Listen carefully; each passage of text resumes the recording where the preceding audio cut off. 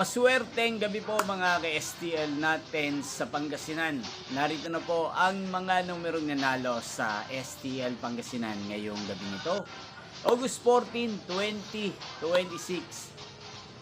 8:45 PM. Third row result, yan. Nakikita nyo na po ngayon sa screen ng inyong cellphone ang mga numerong nanalo sa STL Pangasinan.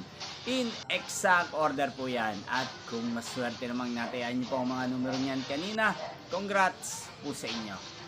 Araw-araw nyo rin pong napapanood ang resulta ng STL Pangasinan sa channel na to tuwing 12 PM, 5 PM at 8:45 PM.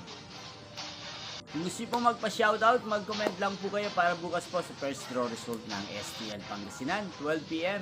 I-shoutout ko po kayo. Nyo pong napanood ang resulta ng STL Pangasinan sa channel na to, Roderick Hernandez TV.